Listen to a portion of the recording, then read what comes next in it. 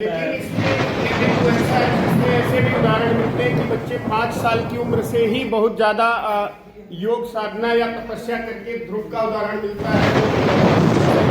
5 साल की उम्र में इतनी साधना कर लिया कि उसने ईश्वरत्व की प्राप्ति कर ली, तो इससे कोई बहुत ज़्यादा विवाद नहीं होना चाहिए।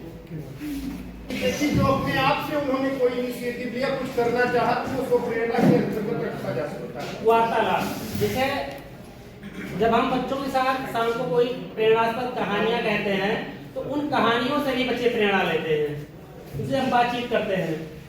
इसमें से मैं जानता हूँ कितने लोग होंगे, हम लोगों के जीवन में बचपन में हम लोगों ने रामायण देखी है, तो मेरे ख्याल उस रामायण का हम लोगों के जीवन में बहुत बड़ा असर है। आज भी आज के बच्चों में शायद उसकी कमी देखी जाती है, क्योंकि हम लोगों ने उन्हें उससे दूर कर दिया है।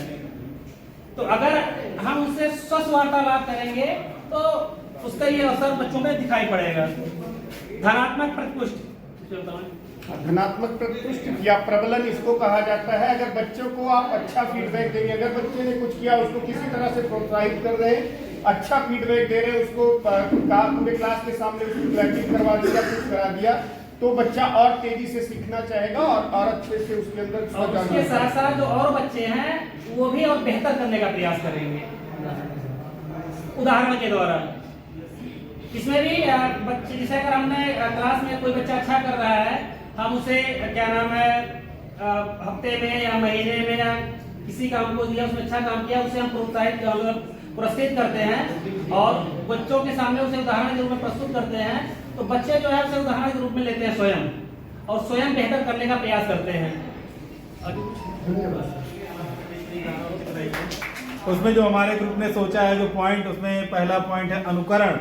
छोटे बच्चे अक्सर नकल करते हैं कि बड़ा क्या करता है, या उनको हम बताएंगे कि हाँ ये स्वजागरूकता या स्वच्छता या कोई भी टॉपिक लेकर के उनको अगर जागरूक करने का प्रयास करें, तो उसमें कुछ हम करें जिसका अनुकरण करते हुए वो बढ़े, तो वो उस चीज को ज्यादा अच्छे से आत्मसात कर सकते हैं। इससे उनके अंदर स्वजागरूकता का परिचय भी होगा और उसमें विकास भी होगा।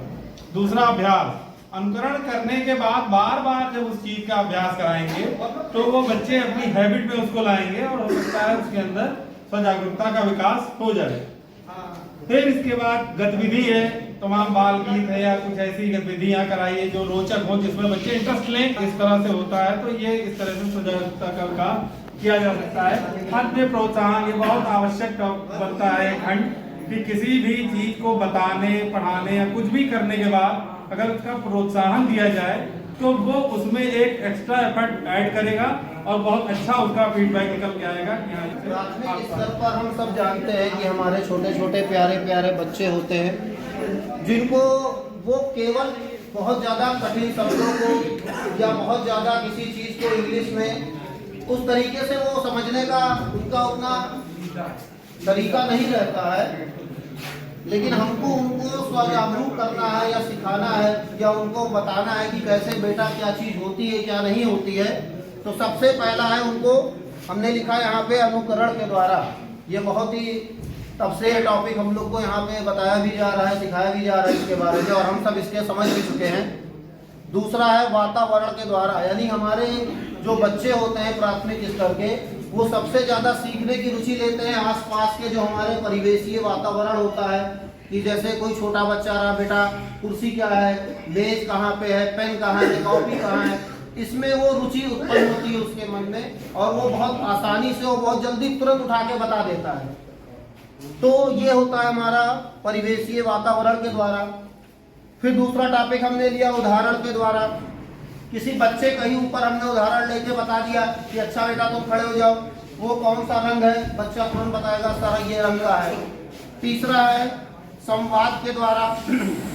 आपस में हम दो बच्चों को आपस में बात करवाएंगे कि बेटा तुम लोग आपस में एक दूसरे से पूछो, नाम पूछ लो खाली, तो उनके अंदर कुछ ना कुछ हिम्मत आएगी, बोलने का आएगा, कुछ कहने का आएगा, कुछ गलत बोलेंगे, कुछ सही बोलेंगे, लेकिन वो धीरे धीरे अभ्यास के साथ उस चीज को सीख जाएंगे। उनके अंदर एक जागरूकता उत्पन्न होगी। कुछ वो पाना भी चाहते हैं, कुछ करने का उनका बहुत मन होता है। अगर आप उनसे कोई भी काम छोटा मोटा कह दीजिए कि बच्चों तुमको ये बनाना है, ये लिखना है, गिनती लिखनी है, कुछ करना है, इसको तुम्हें पढ़ के आना है, और कल सबको एक एक पेंसिल या रबड़ मिलेगा, सारे बच्चे उसकी तैयारी करने की कोशिश करेंगे। 1 से 10 तक गिनती, 20 तक, 50 तक, 1-2 के बच्चे उसको सीखेंगे। अब मैं दो बताऊंगी। खेलकूद के द्वारा जैसे कि हम बच्चों में उन क्वालिटीज को डेवलप कर सकते हैं खेलकूद से जो नॉर्मली नहीं समझते। जैसे बच्चों से कहेंगे कि आप मिलकर कोई काम करिए, तो शायद सब बच्चे उस बात को खाली कह देने से नहीं समझेंगे, पर अगर हम खेल खिला रहे, एक ग्रुप बना दिया, तो बच्चों को लगेगा हाँ ये है मिलजुल कर कहना। कभी कभी सिर्फ बोल देने से नहीं होता है, बच्चों को वो मौका दिया जाए, बच्चे जब जानेंगे तब जानेंगे कि हाँ ये एकता है, ये क्या है, यूनिटी कैसे होती है, ग्रुप क्या होता है, तब पता चलेगा। दूसरा है सांस्कृतिक कार्यक्रमों के माध्यम से, जैसे हमारे यहाँ दशहरे का पर्व हुआ, बच्चों को दशहरे के पर्व पे कुछ कराया गया, या दिवाली या किसी भी फेस्टिवल पे जो कराया जाता है, तो हमको एक बता दें कि इस दिन ये हुआ था, बुराई पर जीत प्राप्त की गई थी, या ऐसे कोई भी कुछ ना कुछ, हर फेस्टिवल के साथ कुछ ना कुछ एक अच्छी बात जुड़ी होती है। बच्चों को जब हम सब कार्यक्रम कराते हैं तो कोई ना कोई बच्चों को सीख मिल जाती है कि अच्छा ये एक इससे ये एक चीज अच्छी है। तो इस माध्यम से हम विभिन्न प्रकार के कार्यक्रम कराकर भी बच्चों में उनका अपने प्रति जागरूकता पैदा कर सकते हैं। रहता है तो कहीं ना कहीं जैसे ड्राइंग का बच्चा है तो ऐसा नहीं है कि वो अपने ड्राइंग की प्रतिभा से वो अपने क्लास में, अपने विद्यालय में, अपने विद्यार्थी पर या जिले स्तर पर अपना नाम रोशन करता है। मैथमेटिक्स का है तो मैथमेटिक्स वाला वो अपना दिखाता है। तो स्किल्स हर बच्चे में होती है। अब डेवलप करने वाली बात कहाँ तक है कि वो कौन सा प्लेटफॉर्म पाता है जिस पर वो अपने प्रदर्शन को प्रदर्शित करता है। सब किसान है, ये सबके पास खेती है।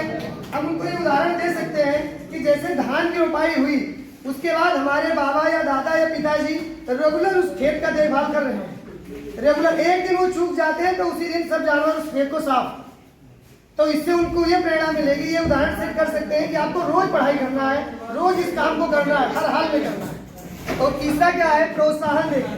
जैसे कोई बच्चा अच्छा काम करेगा तो उसको हम दिखा के कि देखिए बच्चा जैसा है, तो इससे बच्चे को क्या लगेगा, कंपटीशन आएगा कि हमें भी ऐसा दिखाना है अपने आप को, तो उसमें स्व प्रेरणा जागृत हो जाएगी। अब आता है अभिभावक की भूमिका। अभिभावक की भूमिका में ये होगा कि अभिभावक अपने आप को ऐसा प्रदर्शित करे कि बेटा मेरा जैसा हो। ऐसा नहीं है कि हम अपने आप को ऐसा प्रदर्शित ही न कर पाए, तो वो अपने आप को बदल कर बच्चे के सामने अच्छा प्रस्तुत करे जिससे उस बच्चे में बदलाव आए। अगला अनुभव को साझा करके, अब वो अनुभव कैसे साझा करेगा, वो बता सकता है कि पहले मैं कैसा था, मुझे कितनी समस्याओं में रहने के बावजूद मैंने पढ़ाई किया, ये किया वो किया।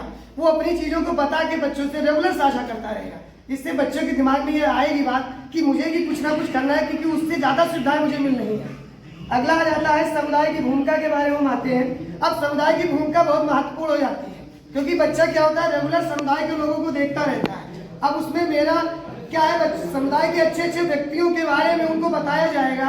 अब इन समुदाय के बारे में शिक्षक और अभिभावक दोनों की मतलब बराबर की भागीदारी बन जाती है कि अच्छे लोगों को कैसे, अब हम उसको कैसे कह सकते हैं कि बेटा आप जाइए और आप अपने आसपास के कोई अच्छे व्यक्ति के बारे में हमें कहीं ढूंढ के आके बताइएगा, और वो मुझे उसके बारे में बताएगा, और फिर उसके बारे में उनको बताऊंगा, तो उससे उसको कुछ ना कुछ पढ़। जैसे हमारे उदाहरण दे सकते हैं कि आपके गांव में कोई शिक्षक है कि नहीं है तो उसके बारे में पता करिए कैसे, जो हमें शिक्षा के बारे में पता लग जाएगा, कोई मिलिट्री में है कि नहीं है। ये सब चीजें हम बच्चों को करते हुए, और समुदाय का सहभागिता, समुदाय के बारे में जानकारी। अब समुदाय की एक और चीज है, हम लोगों के यहाँ एसएमसी बैठक या गार्जियनों की बैठक में भी हम इस चीजों को उनको बताते रहेंगे रेगुलर कि आप जो भी बच्चा मिले आप उसको थोड़ा प्रेरित स्पोर्ट्समैनशिप एंड डिसिप्लिन। इसमें एक चैप्टर यही है।